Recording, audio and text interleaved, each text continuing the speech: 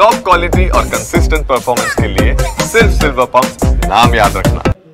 B report ಆಗಿದೆ ಸಿದ್ದರಾಮಯ್ಯ ಮೇಲೆ ಯಾವ ಸಾಕ್ಷಿಗಳು ಇಲ್ಲ ಅನ್ನುವಂಥದ್ದು ನಮ್ಮ ಫಸ್ಟ್ ರಿಯಾಕ್ಷನ್ ಏನು? ಸಂತೋಷ. ಬಿ ರಿಪೋರ್ಟ್ ಆಗಿದೆ ಅಂತ ಹೇಳ್ತಾ ಇದ್ದೀರಿ. ಅದು ಪತ್ರಿಕೆಯಲ್ಲೂ ವರದಿಯಾಗಿದೆ. ಇದು ಹೊಸ ವಿಚಾರ ಏನಲ್ಲ. ಈ ಘಟನೆ ಪ್ರಾರಂಭ ಆದಾಗ ವಿರೋಧ ಪಕ್ಷಗಳು ಇದನ್ನು ರಾಜಕೀಯವಾಗಿ ಬಳಸ್ಕೊಂಡ್ರು. ಕೇಂದ್ರ ಸರ್ಕಾರ ಮತ್ತು ಅಲ್ಲಿಂದ ರಾಜಭವನಕ್ಕೆ ಪ್ರವೇಶ ಮಾಡಿ ಪಾದಯಾತ್ರೆ ಮಾಡಿ ದಿನನಿತ್ಯ ಇದನ್ನೇ ಮಾಡ್ತಾ ಹೋದರು. ಬಟ್ ವಸ್ತುಸ್ಥಿತಿ ನಾನು ಪ್ರೆಸ್ಸಲ್ಲಿ ಹೇಳಿದ್ದೆ ನಿಮ್ಮ ಜೊತೆ ಇಲ್ಲೇ ಕೂತ್ಕೊಂಡು, ಇಲ್ಲಿ ಕಾನೂನಿನ ಉಲ್ಲಂಘನೆ ಆಗಿಲ್ಲ, ರಾಜಕೀಯ ಪ್ರವೇಶ ಆಗಿಲ್ಲ, ಸ್ವಜನ ಪಕ್ಷಪಾತ ಆಗಿಲ್ಲ, ಹಣಕಾಸಿನ ವರ್ಗಾವಣೆ ಆಗಿಲ್ಲ ಅಂತ ಸ್ಪಷ್ಟವಾಗಿ ಹೇಳಿದ್ದೆ. ಅಷ್ಟಕ್ಕೂ ಸಿದ್ದರಾಮಯ್ಯ ಅವರು ಒಬ್ಬ ಪ್ರಾಮಾಣಿಕ ರಾಜಕಾರಣಿ, ದಕ್ಷ ಆಡಳಿತಗಾರ. ಅವರ ಹೆಸರಿಗೆ ಕಳಂಕ ತರಬೇಕು, ಅವರ ವ್ಯಕ್ತಿತ್ವನ ನಾಶ ಮಾಡಬೇಕು, ಕಾಂಗ್ರೆಸ್ ಸರ್ಕಾರನ ಅಸ್ಥಿರಗೊಳಿಸಬೇಕು ಅನ್ನುವ ರಾಜಕೀಯ ಪಿತೂರಿಯನ್ನು ಬಿಟ್ಟರೆ ಈ ಒಂದು 14 ಸೈಟ್ ಏನು ಕೊಟ್ಟಿದ್ದರು ಶ್ರೀಮತಿ ಪಾರ್ವತಿ ಅವರಿಗೆ, ಅದರಲ್ಲಿ ಕಾನೂನು ಬಾಹಿರವಾಗಿ ಏನೂ ಇರಲಿಲ್ಲ. ಅವ್ರ ಜಮೀನು ಕಳೆದ 3 ಎಕರೆ 16 ಗುಂಟೆ ಪರ್ಯಾಯವಾಗಿ ಕೊಡಬೇಕು. ಅದು ಸರ್ಕಾರದ ನಿಯಮಾವಳಿಗಳ ಪ್ರಕಾರನೇ ಕೊಡಬೇಕು ಅಂತೇಳಿ ಅವ್ರ ತಪ್ಪನ್ನು ಅವರೇ ಒಪ್ಪಿಕೊಂಡಿದ್ರೆ ಮೂಡೋದವರು ಅವರೇ ಪರ್ಯಾಯ ಕೊಟ್ಟಿದ್ದಾರೆ. ಸೊ ಹೀಗಾಗಿ ಇದು ಸಹಜವಾಗಿ ನಾವು ಹೇಳ್ತಾನೆ ಬಂದಿದ್ವಿ, ಇದು ಇದರಲ್ಲಿ ಏನೂ ಇಲ್ಲ, ಇದು ರಾಜಕೀಯ ಹೀಗೆ ಅಂತೇಳಿ. ಇದು ಇನ್ನಾದ್ರೂ ವಿರೋಧ ಪಕ್ಷಗಳು ಈ ಥರ ಕಾನೂನಿನ ಬಾಹಿರವಾದಂಥ ಕೆಲಸಗಳಲ್ಲಿ ಹೋರಾಟ ಮಾಡಲಿ.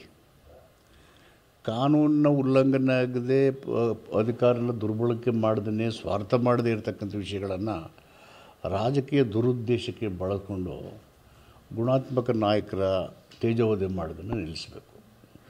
ಅವರು ಯಾರೇ ಇರಲಿ ಅಂತ ನಾನು ಹೇಳಲಿಕ್ಕೆ ಬಯಸ್ತೇನೆ. ಮತ್ತು ಈ ತೀರ್ಮಾನ ಜನರಿಗೆ ಗೊತ್ತಾಗಿದೆಯಲ್ಲ, ಜನರಿಗೆ ಗೊತ್ತಿತ್ತು ಇದರಲ್ಲಿ ಏನೂ ಇಲ್ಲ ಅಂಥೇಳಿ. ಈ ಒಂದು 14 ಸೈಟ್ ಪ್ರಕರಣದಲ್ಲಿ ಏನೂ ಇಲ್ಲ ಅನ್ನೋದು ಗೊತ್ತಿತ್ತು. ಹೀಗಾಗಿ ಸಹಜವಾಗಿ ನಾನು ಹೇಳಿದ್ದೆ, ಸುತ್ತೂರಲ್ಲಿ ಒಂದು ಕಾರ್ಯಕ್ರಮ ನಾನು ಮುಖ್ಯ ತಾವೆಲ್ಲ ಇದ್ರಿ, ಶೇಕ್ಸ್ಪಿಯರ್ ಡ್ರಾಮಾ ಇದೆ ಕಿಂಗ್ ಲಿಯರ್ ಅಂತ, ಅದರಲ್ಲಿ God seeks this truth but wait ಅಂತ. ಆ ಥರದಲ್ಲಿ ಸತ್ಯ ಈಗ ಏನು ಅಂತ ಗೊತ್ತಾಗಿದೆ. ಹೀಗಾಗಿ ಅವರು ದೋಷಿನೇ ಆಗಿರಲಿಲ್ಲ, ನಿರ್ದೋಷಿ ಅಂತ ಹೇಳೋದರಲ್ಲಿ ಏನೂ ಉತ್ಪ್ರೇಕ್ಷೆನೂ ಇಲ್ಲ. ಈಗ BJPಯವರು ಪಾದಯಾತ್ರೆಯನ್ನು ಕೂಡ ಮಾಡಿದ್ರು, ಅದೆಲ್ಲದಕ್ಕೂ ಒಂದು ಹಿನ್ನಡೆ ಅನ್ನೋದಿಲ್ಲ. ಹಿನ್ನಡೆ ಪ್ರಶ್ನೆಕ್ಕಿಂತ ಅವ್ರ ಕಾನ್ಷಿಯಸ್ನ ಅವರೇ ಪ್ರಶ್ನೆ ಮಾಡ್ಕೋಬೇಕು. ಯಾಕಂದರೆ ಇದೆಲ್ಲ ನಡೆದಿದ್ದು ಅವರ ಅಧಿಕಾರದ ಅವಧಿನಲ್ಲಿ ಅಲ್ವಾ. ಅವರೇ ಇದ್ದಾಗ ಇದನ್ನೆಲ್ಲ ಸರಿ ಮಾಡೋ ಉದ್ದೇಶ ಇದ್ದರೆ ಮಾಡ್ಬೋದಾಗಿತ್ತು, ತಪ್ಪುಗಳಾಗಿದ್ದರೆ.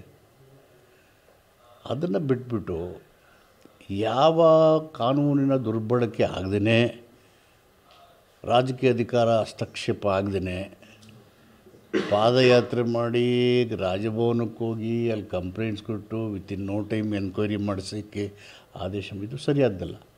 ಬಟ್ ನ್ಯಾಯ ಇದೆಯಲ್ಲ, ನ್ಯಾಯ ಅನ್ನೋದೊಂದಿದೆ, ಅದು ನ್ಯಾಯನ ಗೌರವಿಸಬೇಕು. ಅದು ಪ್ರಜೆಗಳ ಕರ್ತವ್ಯ, ಆದ್ಯ ಕರ್ತವ್ಯ. ಹೀಗಾಗಿ ಇವತ್ತೇನು ರಿಪೋರ್ಟ್ ಬಂದಿದೆ, ಅದು ನಾವು ಏನು ನಮ್ಮ ಮನಸ್ಸಲ್ಲಿತ್ತು, ನಾವೇನು ಮಾಡಿಲ್ಲ ಅಂತ ಹೇಳ್ತಾಯಿದ್ವಿ, ನಾವು ನಿರ್ದೋಷಿ ಅಂತ ಹೇಳ್ತಿದ್ವಿ, ನಮ್ಮ ಹಸ್ತಕ್ಷೇಪನೇನು ಅದರ ಸ್ಪಷ್ಟೀಕರಣ.